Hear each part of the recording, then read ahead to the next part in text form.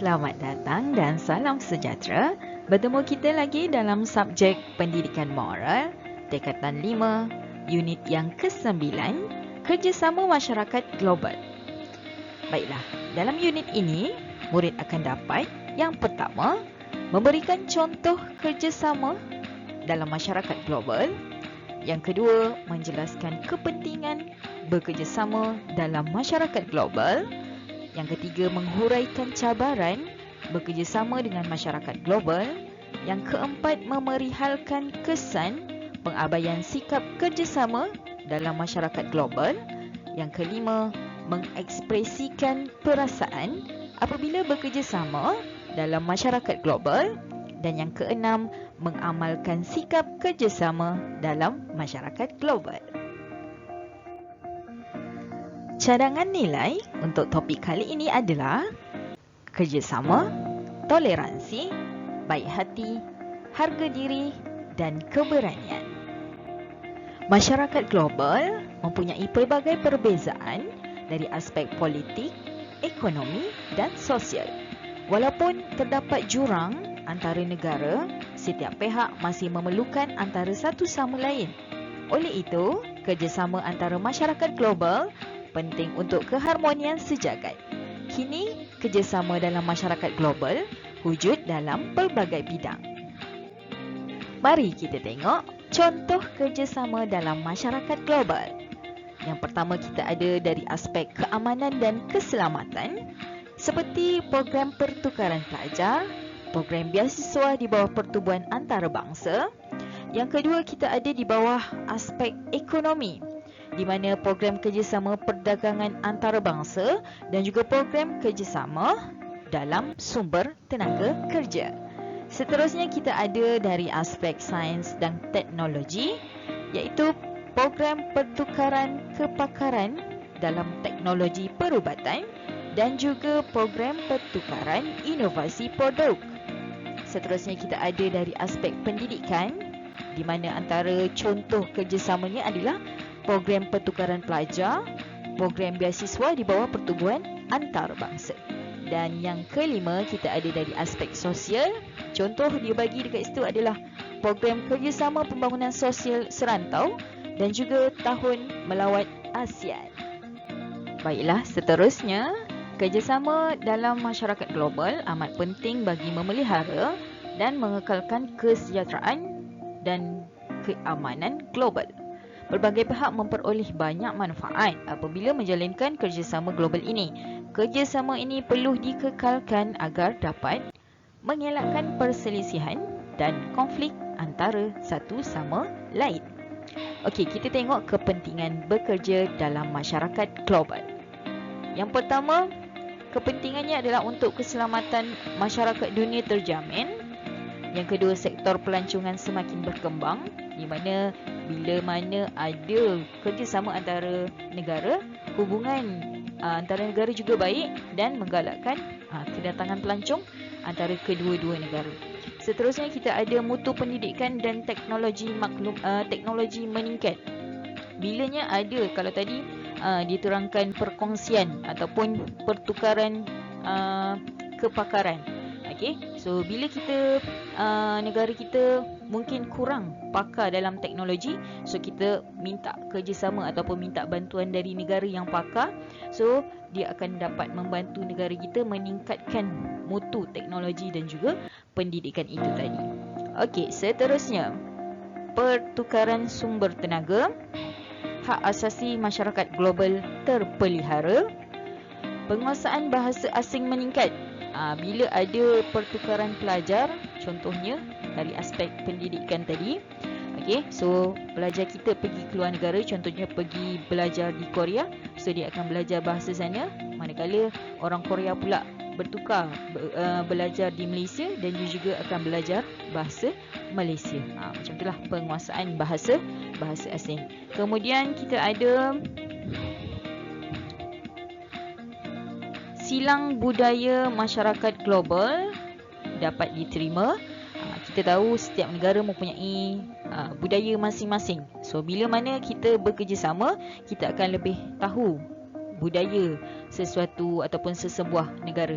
Jadi silang budaya masyarakat tu dapat diterima. Kita boleh terima budaya masyarakat Korea, kita boleh terima budaya masyarakat Amerika, so mereka pun boleh terima budaya kita.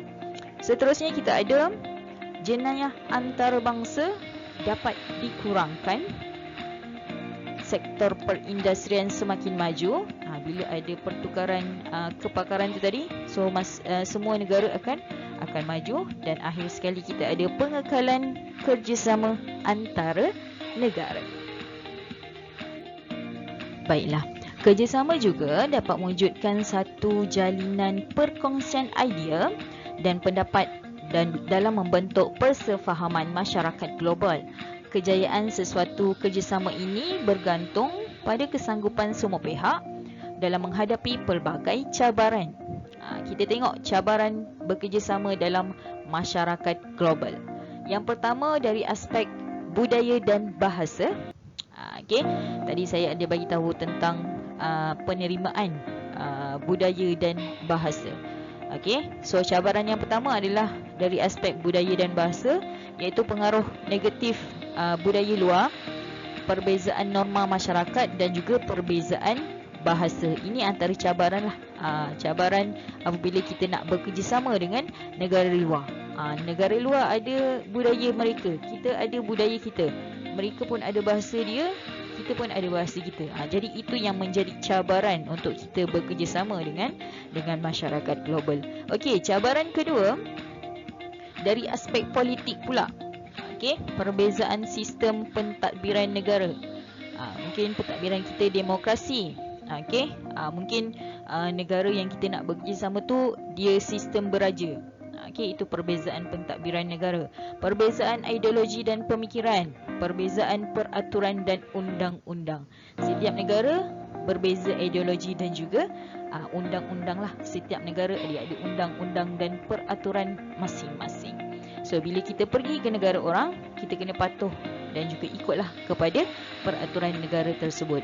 Seterusnya cabaran dari aspek ekonomi, perbezaan nilai mata wang. Kalau kita guna ringgit, mungkin Singapura sebelah guna dolar. Perbezaan sumber ekonomi, perbezaan teknologi dan produktiviti. Dan yang keempat kita ada cabaran dari aspek geografi, di mana perbezaan bentuk muka bumi sesebuah negara. Mungkin negara kita iklim lain, negara lain iklim lain. Perbezaan zon masa dunia, berbeza berapa jam dari negara lain. Dan akhir sekali perbezaan iklim sesebuah negara. Pelajar-pelajar, kegagalan masyarakat global dalam menghadapi pelbagai cabaran untuk membentuk kerjasama memberikan kesan negatif kepada keamanan dunia. Pengabaian sikap kerjasama ini sudah pasti mengakibatkan masyarakat global berpecah belah dan saling bermusuhan. Kita tengok kesan pengabaian sikap kerjasama dalam masyarakat global. Yang pertama, sukar mewujudkan hubungan baik antara negara. Keselamatan global tidak terjamin. Berlaku banyak rasuah, banyak jenayah. Keselamatan. Wujud jurang pembangunan antara negara.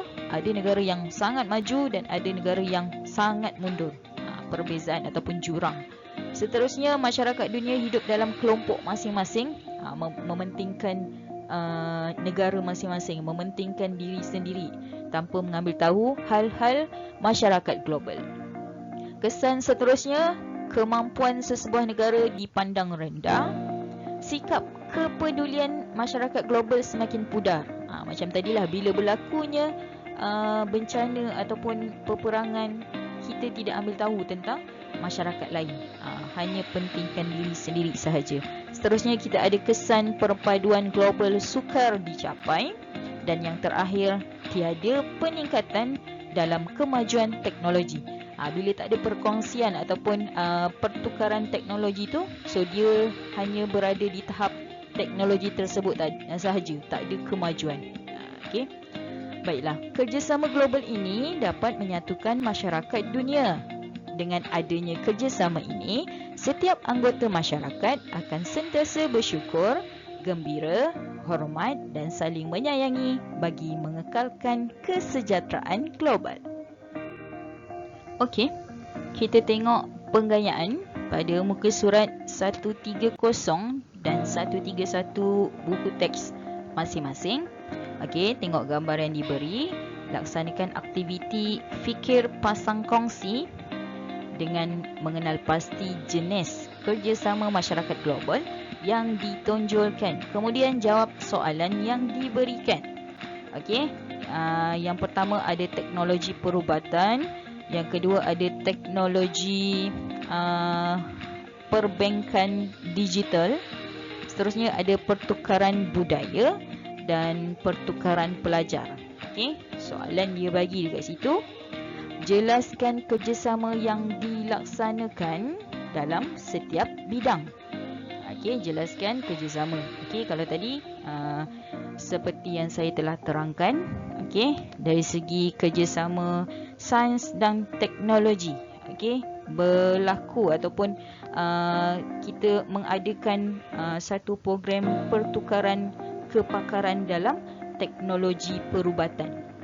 Okey, mungkin kita kurang pakar dalam teknologi perubatan penyakit kanser. So kita minta perubatan dari negara lain yang lebih pakar dalam kanser tu tadi.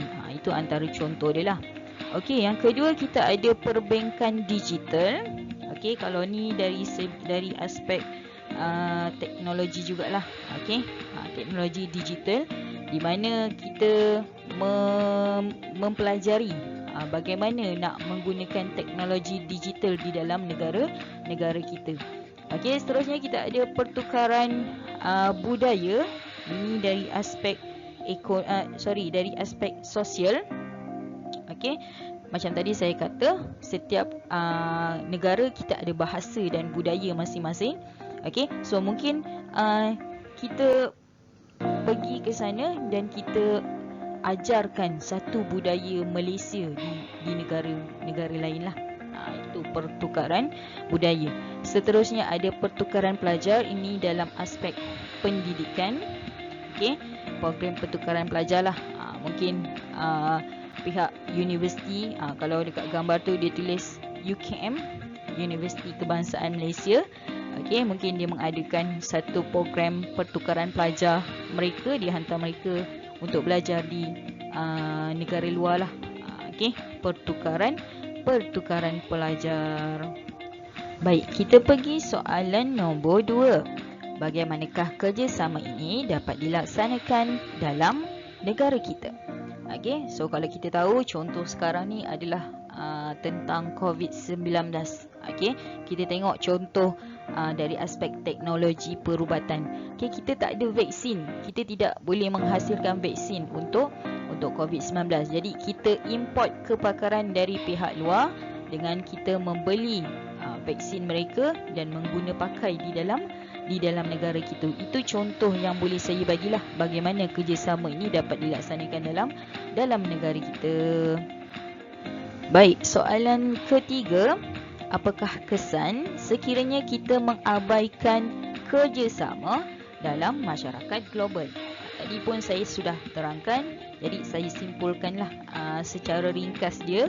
Apa kesan-kesan pengabaian sekiranya kita tidak mengamalkan kerjasama dalam masyarakat global? Yang paling utama, okey, keselamatan global tidak terjamin. Wujud jenayah antarabangsa. Okey, seterusnya mungkin macam tadi saya kata, sikap kepedulian masyarakat global semakin pudar apabila berlakunya sebarang gempa bumi, bencana alam. Okey, kita tidak lagi mengambil tahu tentang hal-hal masyarakat global dan tidak menghulurkan sebarang bantuan dan sumbangan kepada mereka. Okey, itu antara kesan sekiranya kita mengabaikan kerjasama. Banyak lagi kesan, boleh rujuk pada muka surat 125 buku teks masing-masing. Kita pergi soalan keempat. Adakah sesebuah negara akan maju tanpa kerjasama masyarakat global? Okey, kalau kita tengok dari segi perbincangan kita, dia tanya adakah sesebuah negara akan maju. Pada pendapat saya, sesebuah negara itu tidak akan maju. Sebab apa? Sebab bila tiada kerjasama dengan negara luar, dia akan state ataupun dia akan kekal dengan keadaan yang sebegitu. Tiada kemajuan dari segi teknologi. Pendidikan dia pun hanya pendidikan di dalam negara sahaja. Teknologi hanya teknologi yang dia pakar sahaja. Budaya pun hanya budaya mereka sahaja. Dia tidak belajar budaya luar, tidak berkembang dengan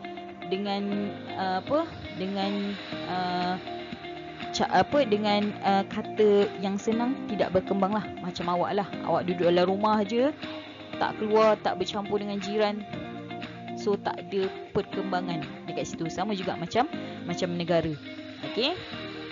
Soalan terakhir, huraikan cabaran yang akan dihadapi oleh setiap negara melalui kerjasama masyarakat global. Tadi pun kita sudah bincangkan apa cabaran-cabaran dalam kerjasama masyarakat global. Antara yang saya boleh ulaskan adalah dari aspek budaya dan bahasa, cabaran dia. Berlakunya perbezaan bahasa, perbezaan norma masyarakat. Kalau di negara kita mungkin norma masyarakat kita berpakaian sopan, tapi bila kita pergi keluar negara, mungkin pakaian mereka lain, budaya mereka lain. Begitu juga wujudnya pengaruh negatif budaya luar. Sebab itulah bila kita tengok ada antara rakyat Malaysia yang bila dia keluar negara berlaku culture shock. Berlaku perubahan budaya.